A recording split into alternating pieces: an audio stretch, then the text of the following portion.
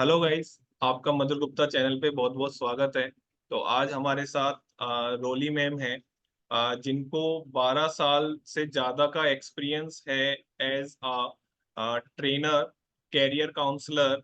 और ये कॉलेजेस में इन्होंने रीजनिंग एंड एप्टीट्यूड भी पढ़ाया है और पढ़ा भी रहे हैं। ठीक है। और हम इसके रोली मैम से एक वीडियो में बात भी कर चुके हैं बहुत सी चीज़ों के बारे में।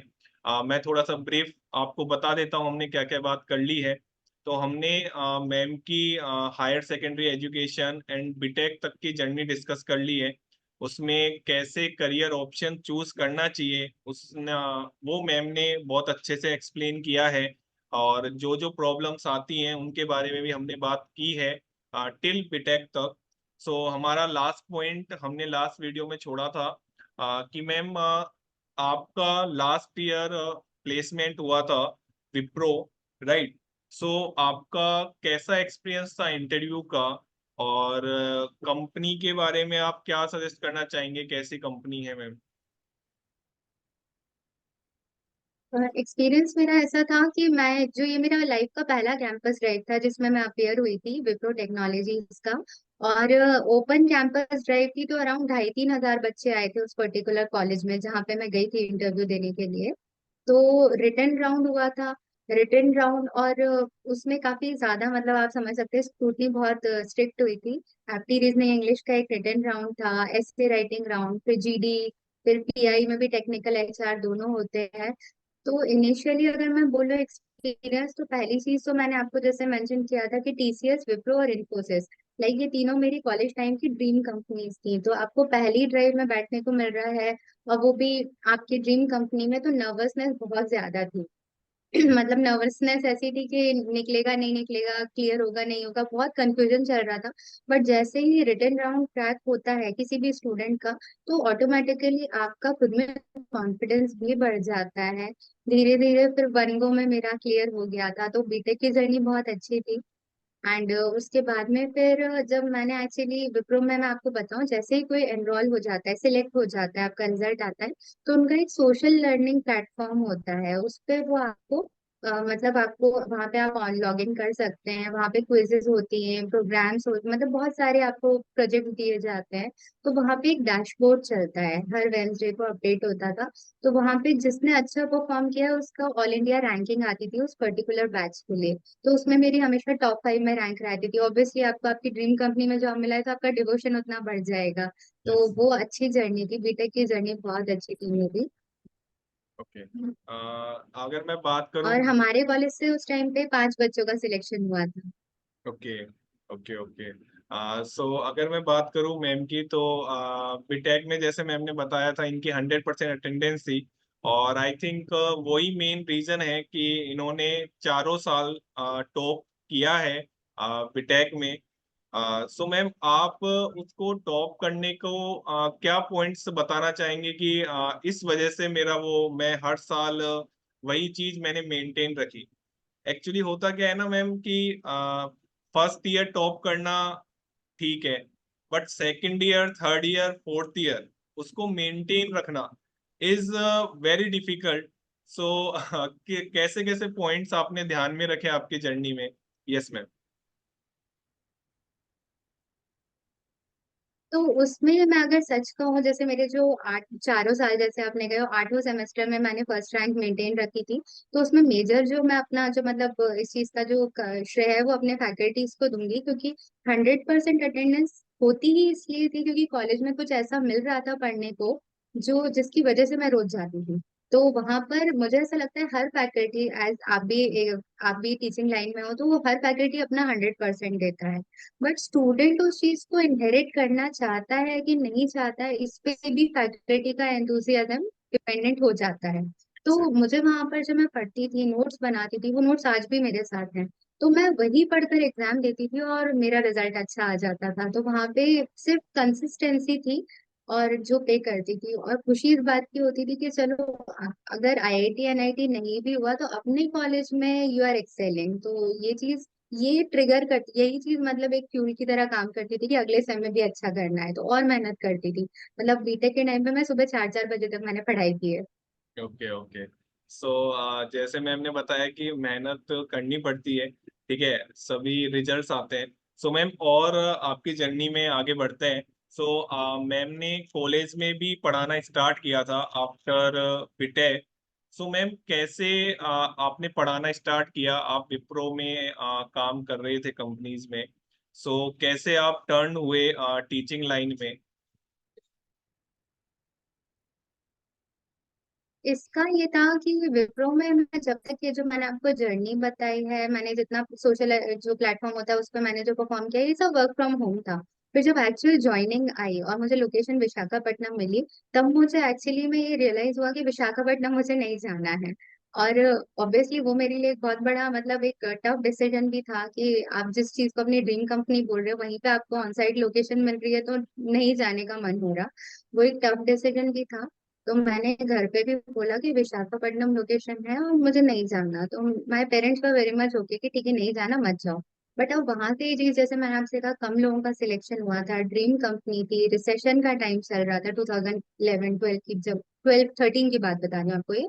तो वहां पे क्या हुआ था ना, कि मुझे लगा था कि अब कितने लोग ये कहेंगे कि भाई ये हमें मिल जाता तो हम चले जाते। ऑब्वियसली ये क्वेश्चन सबका रहता है कि ड्रीम Yes. कंपनी है, तुम छोड़ रही हो, हमें तो मिलती तो हम चले जाते। तो वहां पे मैंने थोड़े दिन का ब्रेक लिया। मतलब अप्रैल में मेरी ज्वाइनिंग आई थी, आई डिसाइडेड कि मैं नहीं जा रही हूँ विशाखापट्टनम। तो उसके बाद में आईबीपीएस पीओ का फॉर्म आया था, वो मैंने फिल कर दिया। वो फिल किया तो मेरा एक पूरा टाइम टेबल बन गया था कि मुझे इतने दिन एप्टी पढ़ना है, इतने दिन रीजनिंग, इतने दिन इंग्लिश। तो मैंने अपना पूरा टाइम डिवोशन सब उसमें लगा दी। और बाय गॉड्स ग्रेस वहां भी वन गो में मेरा रिटर्न क्लियर हो गया था। मतलब लाइफ में मैंने कोचिंग में कभी कदम नहीं रखा, कोचिंग मैंने किसी चीज की नहीं की है।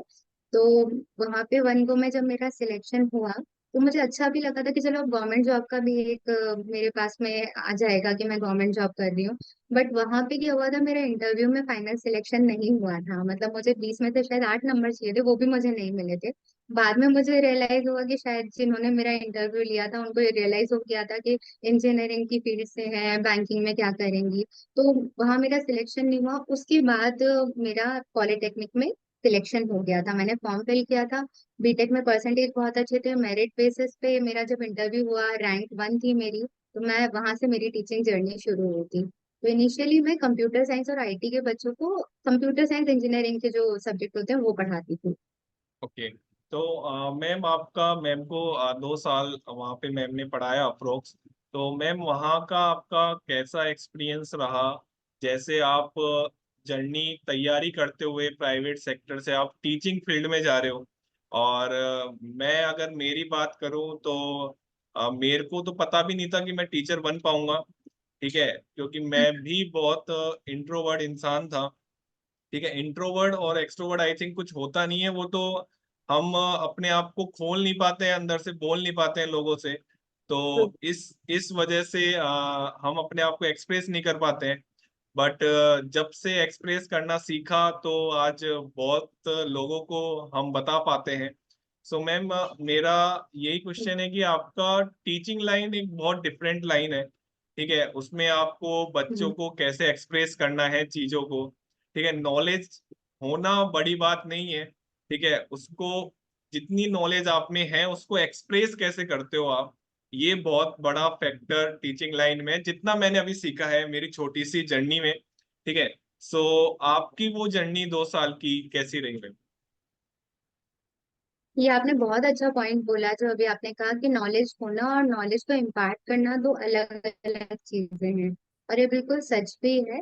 तो मैं अगर आपको सच बोलूं, जैसे आपने इंट्रोवर्ट एक्सट्रोवर्ट का जो मैटर आपने उठाया कि ये दोनों चीजें कुछ नहीं होती, ये सच है। हम खुद अपने लिए एक शेल क्रिएट कर लेते हैं, तो वो शेल मेरे लिए बहुत ही ज्यादा, मतलब बहुत थिक थी। मैं हाईली इंट्रोवर्ट इंसान हूँ। मतलब मुझे मतलब हाईलाइट होना या सबके सामने एक्सप्रेस करना मुझे आता ही नहीं। तो जब मैं टीचिंग फील्ड में गई, क्योंकि बैंकिंग में नहीं हुआ था, फिर आप कितने भी टॉपर रहे हो और आप सेटबैक्स अगर आपने पहली बार लाइफ में देखे, तो वो आपको नेचुरली डिप्रेस करते हैं। तो यस। मेरा जब यहाँ पर सिलेक्शन हुआ, तो मैं सच बोलूं, मुझे इनिशियली तो, मुझे जब मैं क्लास में गई और मेरे सामने 70 80 स्टूडेंट्स बैठे थे और सब मुझे देख रहे हैं, मैं as a teacher, I was 21 22, मैं बच्चों को पढ़ाना स्टार्ट कर रही हूँ। तो दो चीजें थी। पॉलिटेक्निक गवर्नमेंट कॉलेज था, तो वहां पे बच्चे दो तरह के रहते हैं। एक जो 10th पास करके आए हैं, 14 15 साल के बच्चे, और दूसरे जिन्होंने करियर में थोड़ा सा मतलब बाद में अपनी पढ़ाई कंटिन्यू कर रहे हैं, तो वो मुझसे भी बड़े थे, अराउंड 25 के भी लोग बैठते थे मेरी क्लास में। ओके। तो वो मिक्स लॉट मुझे मिलता था, तो मैं जब घर पे, मतलब मुझे 2 साल, 1 साल रियलाइज ही नहीं हुआ कि मैं अब टीचर हूँ। मैं बच्चों जैसे आके स्टूडेंट जैसे घर पे पढ़ती थी, 2-2 बजे तक नोट्स बनाती थी। और दूसरा एक और मेरे लिए जो थोड़ा कल्चर शॉक था वो ये था कि बच्चे जो थे वो हिंदी मीडियम से ज्यादा थे, तो उनको इंग्लिश के नॉर्मल टर्म्स भी नहीं आते थे। तो वहां पे मैंने क्या किया था, क्योंकि मैं थ्रू आउट कॉन्वेंट से थी, इंग्लिश ही मेरा ज्यादा आज तक मेरा सामना था। तो मैंने English to Hindi dictionary download की, जैसे लोग हिंदी टू इंग्लिश कन्वर्जन करते हैं, यस। मैंने अपने मोबाइल में इंग्लिश टू हिंदी किया था। तो वहां से मुझे बहुत चीजें सीखने को मिली कि ऑब्जेक्टिव को अनुप्रयोग बोलते हैं, वेव्स को तरंगे बोलते हैं। तो फिर मैं हिंदी में पेपर भी सेट करती थी, पढ़ाती भी थी, और नोट्स अपनी हिंदी में भी बनाती थी। तो अच्छा एक्सपोजर था, वो बच्चे आज भी मुझसे कनेक्टेड है, जो 2014 बैच के थे। तो मेरी टीचर जर्नी स्टार्ट हुई थी, तो अच्छा था, वो एक्सपीरियंस बहुत अच्छा था मेरे लिए। ओके। जैसा मैम का एक्सपीरियंस बिल्कुल अपोजिट है बहुत सारे टीचर से कि Hindi medium to English dictionary download होती है फोन में, और मैम की English medium to Hindi medium download हुई थी। तो एक बहुत ही अच्छा एक्सपीरियंस रहा होगा मैम का, आई थिंक। मैम का बेस्ट स्टूडेंट अवार्ड भी बिल्कुल। मैम को मिला है फ्रॉम इंडियन सोसाइटी फॉर जी। Technical education. सो मैम थोड़ा सा आप इस अवार्ड के बारे में बता सके स्टूडेंट्स जी। को। जैसे इंजीनियरिंग में क्या होता है, आईएसटी है, जैसे Indian society for technical education है, इस तरह की 2-3 मतलब संस्थाएं होती हैं जिनके अंडर में सारे कॉलेजेस आते हैं। तो ये जो अवार्ड मुझे मिला था, ये उस पर्टिकुलर बैच में टोटल इन 19 स्टूडेंट्स को मिला था, एमपी और छत्तीसगढ़ मिला के। तो ओके। इसमें जो उन्होंने फैक्टर कंसीडर करे थे वो सिर्फ एकेडमिक्स नहीं था, उसके अलावा जो एक्स्ट्रा करिकुलर होता है, लाइक डिबेट्स होते हैं, और आप अलग पेपर प्रेजेंटेशन, दुनिया भर के प्रोजेक्ट्स आपके होते हैं। तो वो सारी चीजें मिलाने के बाद में मुझे भोपाल में, मुझे I mean I was the only one who got this award from Bhopal, और प्राइवेट सेक्टर से अवार्ड मिला था, क्योंकि कंपटीशन में तो गवर्नमेंट कॉलेज के भी बहुत बच्चे थे। तो मेरे लिए बहुत बड़ा, मतलब मुझे बहुत बड़ा अचीवमेंट लगा था, बहुत खुशी हुई थी आज भी कि वो अवार्ड मुझे मिला। I am really grateful for that. Okay. So ma'am मेरा नेक्स्ट क्वेश्चन ये है कि आपने गवर्नमेंट जॉब की भी प्रिपरेशन की है, ठीक है। सो और राइट नाउ मैं आपको बताऊं, मैम ने बहुत सारे एग्जाम क्वालिफाइड भी किए हैं, और मैम अभी right now aptitude trainer Sagar group of institute, जो कि एक कॉलेज है, वहाँ पे पढ़ाती भी हैं। सो मैम आप का गवर्नमेंट जॉब के लिए ये बहुत बड़ा सेक्टर है एक्चुअली में देखा जाए तो, जिसमें बैंक पीओ से लेके पियोन से लेके हम बात करते हैं आईएएस आईएफएस तक। तो आप क्या सजेस्ट करना चाहेंगे, जैसे अगर मैं गवर्नमेंट जॉब की बात करूं आपके एक्सपीरियंस से, कि बैंकिंग सेक्टर हो गया या एसएससी वाला सेक्टर हो गया या आईएएस आईपीएस वाला सेक्टर हो गया। सो स्टूडेंट को कैसे पता लगेगा कि मेरे को इन इस सेक्टर में गवर्नमेंट जॉब की तैयारी करनी चाहिए, या सभी एग्जामों के लिए एक जैसी तैयारी होती है? Yes ma'am. नहीं, तैयारी सबकी बिल्कुल अलग अलग है। यस। आपकी बेसिक क्लियर है अगर एक बार हो जाए, लाइक जैसे आपने कहा मैं एप्टी रीजनिंग पढ़ाती हूँ, तो मैंने ये देखा है कि एप्टी रीजनिंग हर फील्ड में कॉमन है। कि मतलब आप अगर, जैसे आपने कहा प्यून का एग्जाम अगर कोई देता है, मल्टीटास्किंग स्टाफ का, या फिर कोई आईएएस का एग्जाम भी दे रहा है, तो पेपर वन जो प्रीलिम है वो हमेशा एप्टी रीजनिंग इंग्लिश से ही शॉर्ट लिस्टिंग होती है। यस। तो बेसिक क्लियर अगर किसी भी स्टूडेंट के हैं, अगर उसे लगता है ये पर्टिकुलर चीजें उससे आती हैं, तो वो अलग अलग फील्ड के एग्जाम दे सकता है, पेयर हो सकता है। क्योंकि जो मैंने, जितना मेरा एक्सपीरियंस है, मुझे लगता है कि जो आईएएस का जो पेपर होता है प्रीलिम, उसमें भी क्वेश्चंस उसी लेवल के आते हैं जो टीसीएस विप्रो में पूछे जाते हैं। क्वेश्चन का लेवल सेम होता है, पैटर्न, आपके दिमाग में कॉन्सेप्ट क्लियर होना चाहिए, शॉर्ट ट्रिक क्लियर होना चाहिए। प्लस जो भी लोग कॉम्पिटिटिव एग्जाम की तैयारी करते हैं, मुझे पर्सनल अपने एक्सपीरियंस से लगता है कि स्पीड और एक्यूरेसी, ये दो रोल आपका मेजर प्ले करते हैं। कि स्पीड कितनी अच्छी है क्योंकि टाइम कम रहता है, और यस। एक्यूरेट आंसर क्योंकि वहां पे नेगेटिव मार्किंग होती है। अगर आप प्रैक्टिस करके इन दोनों चीजों पे ध्यान दे देते हैं, तो फिर आप कोई भी एग्जाम में बैठिए, आपका एग्जाम जरूर क्लियर होगा। ओके। जैसे मैम ने बताया कि एप्टीट्यूड रीजनिंग तो हर पेपर में आती है, बिल्कुल सच बात है। ठीक है, चाहे वो एसएससी का सेक्टर हो, चाहे वो बैंक का सेक्टर हो, चाहे हम आईएएस आईपीएस की बात करें। मैम मेरा नेक्स्ट क्वेश्चन इससे रिलेटेड यही है कि जैसे हमने क्वेश्चन कंसिडर किया था लास्ट वीडियो में कि किन स्टूडेंट्स को गवर्नमेंट जॉब की तैयारी करनी चाहिए, किन को प्राइवेट सेक्टर का देखना चाहिए, कन्फ्यूजन स्टेट रहती है। सो मैम जो बच्चे जो स्टूडेंट्स गवर्नमेंट जॉब की तैयारी करते हैं, सो एक साल में तो नहीं होता है ऑब्वियसली, ठीक है, और मे बी 2 से 3 साल भी लग जाए, या 4 साल भी लग जाए, या हो सकता है 5 साल भी लग जाए अगर आईएएस की बात करें तो। सो क्या ये प्रिपरेशन करते ही रहना चाहिए, या उस टाइम और कुछ ट्राई करना चाहिए इस जर्नी में? क्योंकि 5 साल आपने उस सेक्टर को दे दिए, और उसके बाद चेंज करना अपने आप में एक बहुत बड़ा टास्क है खुद के लिए। मुश्किल हो जाए। सो मैम आप इस चीज को कैसे हम्म। बताना चाहेंगे? Yes ma'am. देखिए, आपने अभी अभी आपने देखा होगा यूपीएससी का रिजल्ट आया है। यस कुछ यस लोग आपने देखा होगा टॉपर्स ने बहुत बड़े पैकेज छोड़ के तैयारी की और उनका एग्जाम क्रैक हो गया। यस। कुछ ने बहुत ही ज्यादा मतलब टफ सिचुएशंस में तैयारी की, उनका सिलेक्शन हो गया। तो यहाँ पे जो रोल जो मेजर है वो क्या प्ले करता है, वो ये है आपका डिवोशन, आपका डेडिकेशन। अगर आपको लगता है आईएएस बनना आपका लक्ष्य है, तो फिर आप 5 साल लग जाए, 7 साल लग जाए, आप उस पर ध्यान मत दीजिए। अगर आपका गोल क्लियर है तो आप वहां तक पहुंचेंगे। बट इसका मतलब ये नहीं है कि आप 5 7 साल सिर्फ तैयारी कर रहे हैं। ये चीज नहीं है, आप साइड बाय साइड कुछ ना कुछ कीजिए। आप पीजी में एनरोल हो सकते हैं, आप पीएचडी में एनरोल हो सकते हैं, क्योंकि मुझे ऐसा लगता है कि मल्टीटास्किंग बहुत इंपॉर्टेंट है। ये बोलना कि टाइम नहीं मिल रहा है ये एक्सक्यूज होता है। यस। टाइम निकालना पड़ता है हर चीज के लिए। तो अगर आपको लगता है कि आपका गोल आपका क्लियर है कि मुझे ये चीज तो लाइफ में अचीव करनी है, तो एनी हाउ आप उस चीज के लिए टाइम निकालेंगे। तो जो हम हॉबी और लीजर परस्यूट्स में डिफरेंस बोलते हैं ना, हॉबी पास टाइम में हॉबी के लिए हम टाइम निकालते हैं ना, वैसे अपने गोल के लिए भी हम टाइम निकाल सकते हैं। फिर आपको कोई नहीं रोकेगा। तो यहाँ पर आपका गोल अगर क्लियर है तो पहली चीज है आपको ये भी चीज क्लियर होना चाहिए कि आप बाकी लोगों की बातों पे ध्यान नहीं देंगे, क्योंकि लोग हमेशा डिसहार्टन करेंगे कि अरे नहीं होगा नहीं होगा नहीं होगा। तो अगर 10 बार लोग कह रहे नहीं होगा तो आप उन्हें करके दिखाइए। बट इसका मतलब ये नहीं आइडल बैठिए। और फिर वो चीज मिलेगी आपको, वो नहीं मिलेगी तो उससे बेटर मिलेगी, बट लाइफ में कुछ ना कुछ अच्छा ही मिलेगा। ओके। मैम मेरा इससे रिलेटेड एक क्वेश्चन और है। आ, जैसे मैं भी बहुत बार सोचता हूँ, मन में आता है कि गवर्नमेंट जॉब की तैयारी कर लेते हैं, बट मेरा मन कहता है कि नहीं, मेरे को टीचिंग ही करनी है लाइफ टाइम जितना भी हम्म। कर पाऊंगा।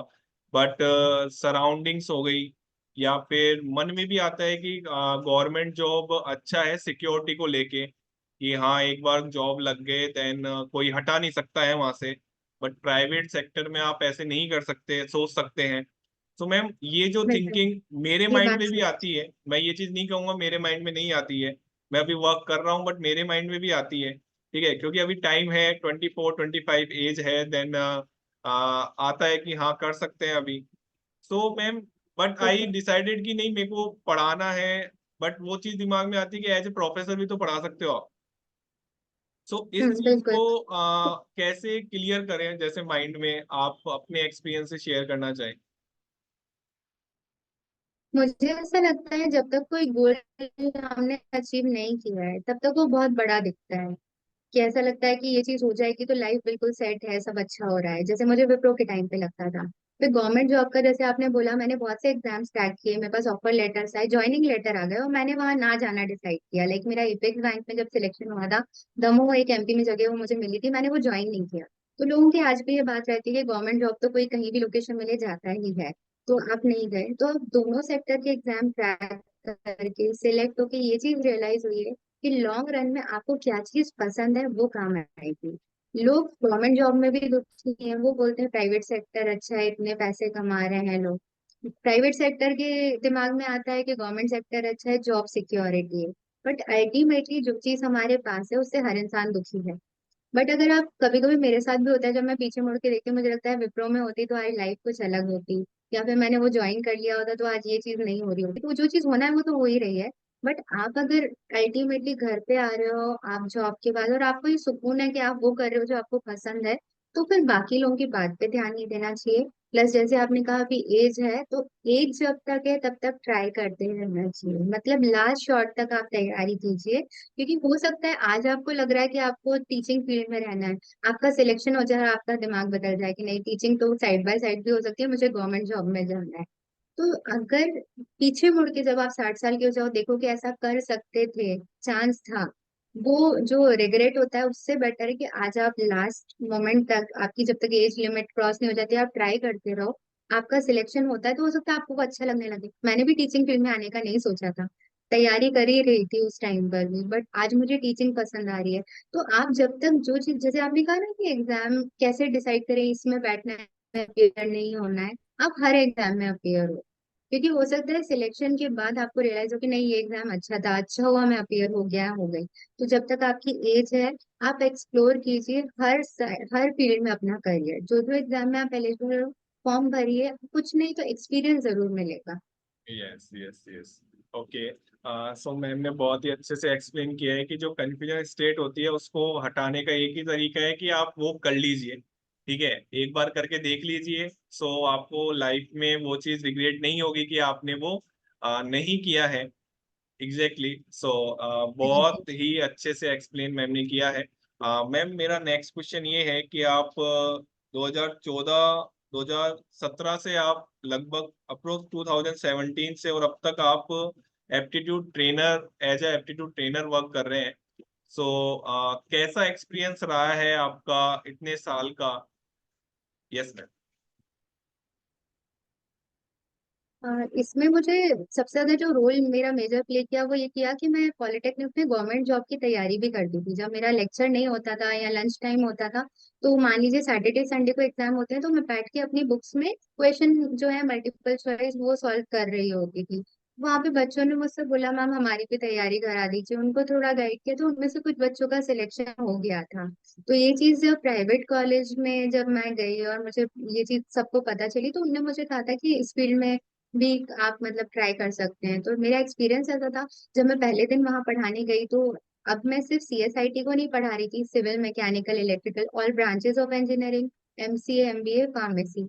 तो वहां से जो खुद का अगर आप बोलो ना कि जो एक सेल्फ डेवलपमेंट होता है वो ये होता है कि आईटी ब्रांच में जब गई हूँ तो बच्चे आईटी फील्ड में जाना चाहते हैं, मैकेनिकल में गई हूँ तो गेट और गवर्नमेंट जॉब की तैयारी करना चाहते हैं, फार्मेसी और एमबीए का एक अलग ही माइंडसेट है कि उनको सेल्स और बाकी चीजों में अपना करियर बनाना है।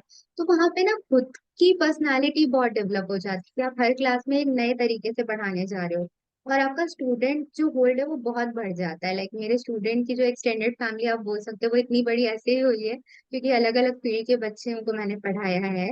तो एक्सपीरियंस मुझे इतना अच्छा लगा कि मैं आईटी में अपना पूरी पढ़ाई करने के बाद भी आज मैं फील्ड में सेटल फील करती हूँ कि मुझे अच्छा लगता है ये जॉब, मतलब कंटेंटनेस है कि हाँ मतलब सुकून है कि अच्छा कर रही हूँ जो कर रही हूँ। Okay okay. सो मैम मेरा नेक्स्ट क्वेश्चन यही है कि आप जैसे वेरियस टाइप ऑफ फील्ड के स्टूडेंट्स को आप पढ़ाते हैं। सो स्टूडेंट्स के माइंड में आता है, जैसे फॉर एग्जांपल मैं बात करूं कि आफ्टर जैसे उसने बीटेक नहीं करके दूसरे फील्ड की हम बात करें, उसने नॉर्मल बीएससी करी है। ठीक है। देन फिर कंफ्यूजन स्टेट आता है कि वो करियर ऑप्शन कैसे चूज करे। सो आपने जैसे आप अपने एक्सपीरियंस से करियर ऑप्शंस क्या क्या हैं आफ्टर 12th, वो आप बता सकें तो कुछ नए ऑप्शंस जो अभी हाल फिलहाल चल रहे हैं। ठीक है, और जो क्रिएट होने वाले हैं आज के बाद, क्योंकि आप तो पढ़ा रहे हैं तो आपको आई थिंक पूरी इंफॉर्मेशन होगी उस बात की। So yes ma'am. ट्वेल्थ के बाद में तो मैंने जैसे आपको बोला था गीली मिट्टी वाली सिचुएशन होती है, हर चीज नई और हर चीज अच्छी ही दिखती है। तो एक बार आप ये डिसाइड कर लीजिए कि आप पर्टिकुलरली किस कोर्स में एनरोल होना चाहते हैं, वो भी आपका करियर नहीं है, वो आपकी सिर्फ हायर एजुकेशन है। हाय। आप एक बार एनरोल हो गए, आप उसको कर रहे हैं, तब भी आप बहुत से ऑप्शंस को एक्सप्लोर कर सकते हैं। फॉर एग्जाम्पल हो सकता है कि कोई, आज मेरी बहुत सी मैकेनिकल और बाकी ब्रांच के स्टूडेंट्स हैं जो आज पुलिस वाली फील्ड में चले गए हैं, उनका आर्म फोर्सेस में वो काम कर रहे हैं। तो वहां पर उनको ये चीज नहीं लगी थी कि वो आर्म फोर्स में क्यों जा रहे हैं। मेरी आईटी ब्रांच के कुछ स्टूडेंट्स हैं जिन्होंने फोटोग्राफी और वीडियोग्राफी में अपना करियर बना लिया है और बहुत अच्छा काम कर रहे हैं वो।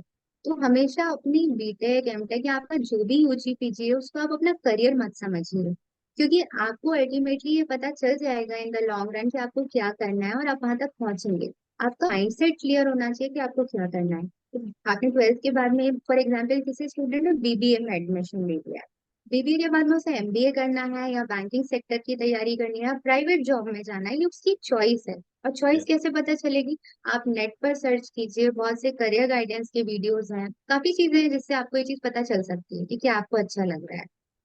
Yes yes. हम भी वही, मैं भी यही काम कर रहा हूँ मैं। ठीक है, कि किसी हम्म। स्टूडेंट को अगर डाउट आता है, क्योंकि मेरी लाइफ में मैंने टाइम खराब किया है इस चीज को लेके कि केवल सोचा ही है मैंने, एक्शन नहीं लिए थे उस टाइम पे। सो इसलिए ही यही मोटिव था मेरा चैनल स्टार्ट करने का भी, कि किसी भी बच्चे को या किसी भी स्टूडेंट्स को लैक ऑफ इंफॉर्मेशन नहीं बैठना चाहिए, क्योंकि बहुत खराब स्टेज होती है वो। ठीक है, बहुत पास से देखी है मैंने। बिल्कुल। उसी चीज पे मैं मैंने खुद आना। देखी है। मैंने यस बीटेक के बाद मैंने यस। खुद देखी है कि इतना सब अच्छा करियर चलते हुए जब आपका एक आईबीपीएस पीओ का इंटरव्यू रह गया, उसके बाद कितने एग्जाम्स निकले, बट वो रुक गया, उसका जो एक आपको दर्द होता है वो भी मैंने फेस किया है। तो इसीलिए मैं भी आज ये सोचती हूँ कि सबको पहली चीजें क्लियर हो कि क्या क्या करियर ऑप्शंस हैं, आप फिर खुद डिसाइड करो क्या आपके लिए अच्छा है। यस। सो आज हमने देखा कि बहुत सारी चीजें हैं, कभी भी लाइफ एंड नहीं होती है। ठीक है, आप कहाँ से स्टार्ट कर रहे हो और कहाँ आपकी डेस्टिनी लेके जाएगी, ये आपको उस टाइम पे नहीं पता होगा। ये चीज आप माइंड में रखें, जब जाके तो आप ये जो डिप्रेशन चीजें होती हैं या प्रेशर होता है उन चीजों से बच पाएंगे, क्योंकि डेस्टिनी बहुत अलग होती है। पता नहीं क्या ही डिसाइड कर रखा है आपका, आपके लिए भगवान ने। ठीक है। सो मैम, मेरा लास्ट क्वेश्चन ये है, ठीक है, मेरा हर वीडियो में लास्ट क्वेश्चन यही रहता है कि जैसे मैंने बोला कि लाइफ में अलग अलग फेजेस आते रहते हैं स्टूडेंट्स के। ठीक है, तो उस टाइम पे स्टूडेंट्स को क्या ध्यान में रखना चाहिए, कुछ पॉइंट्स जो वो उस सिचुएशन से जल्दी निकल सके और जल्दी से जल्दी एक्शन ले पाए। ठीक है, क्योंकि बहुत सारी चीजें उस टाइम पे होती हैं, ओवर थिंकिंग करना और बहुत सारी चीजें, किसी से बात नहीं करना और बिहेवियर बिल्कुल चेंज हो जाना। ठीक है, हर टाइम ऐसा लगना कि मैं तो कुछ हूं ही नहीं। ठीक है, मेरी जिंदगी किसी की मतलब ही नहीं है मेरी जिंदगी का। सो इन चीजों को हम हमारे माइंड से कैसे दूर कर पाए, और ये क्वेश्चन मेरे माइंड में इसलिए है क्योंकि मैं गुजरा हूं इन चीजों से।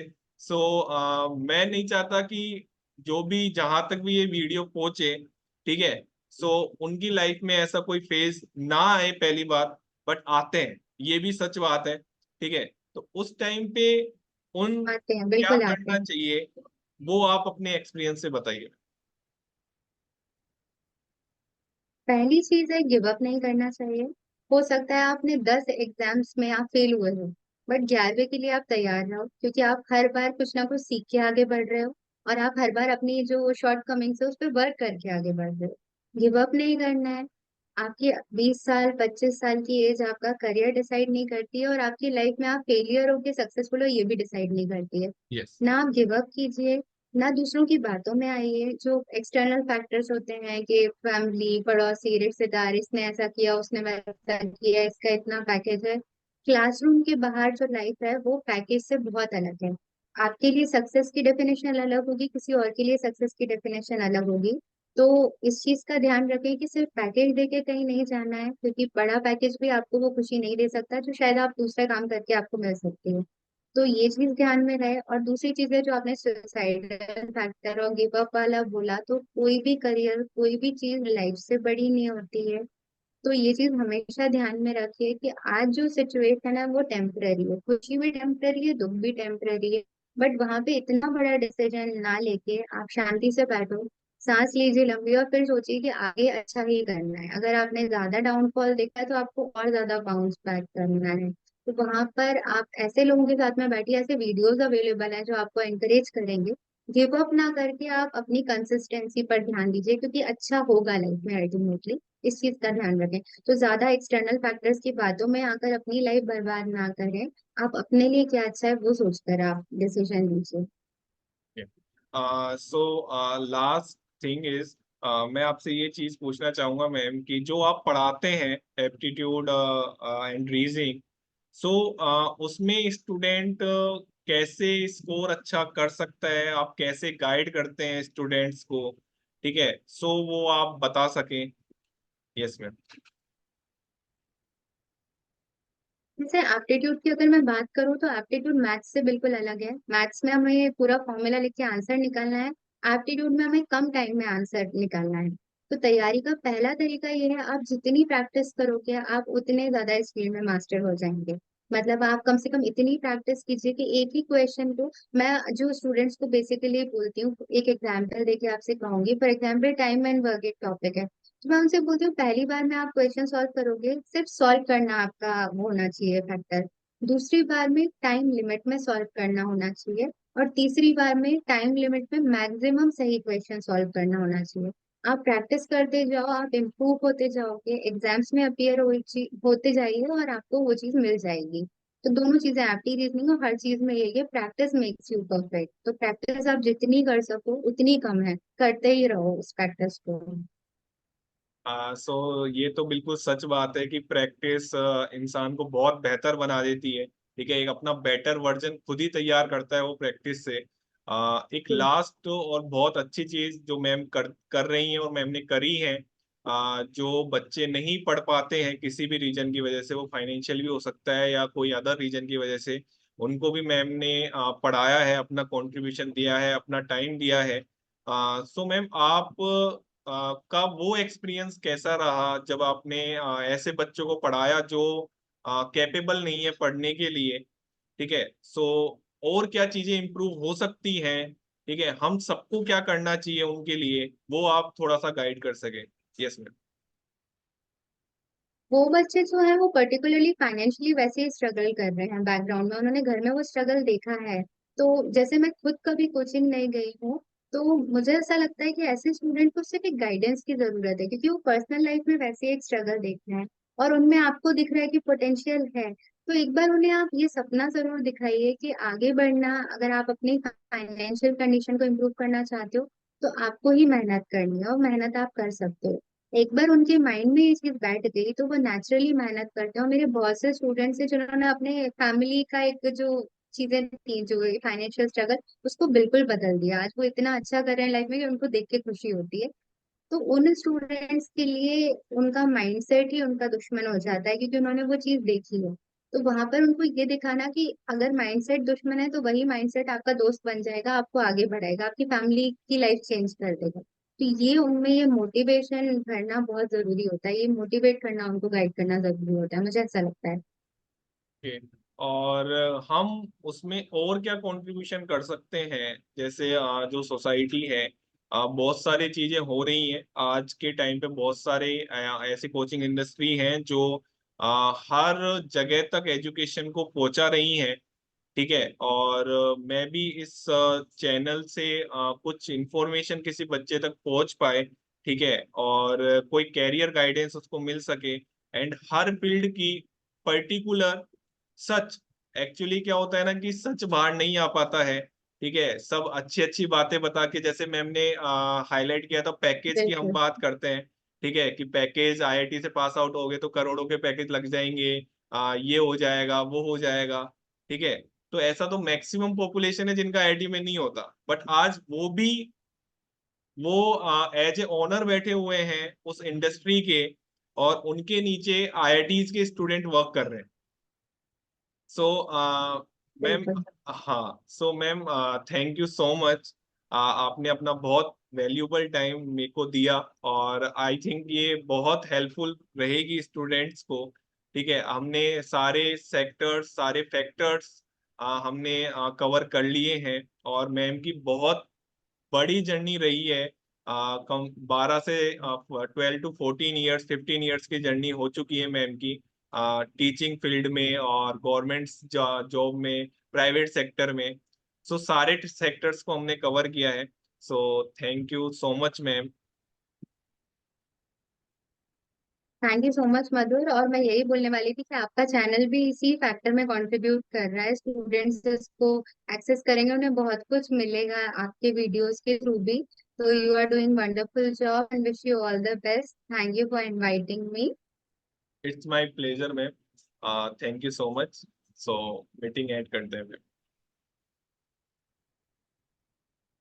Thank you.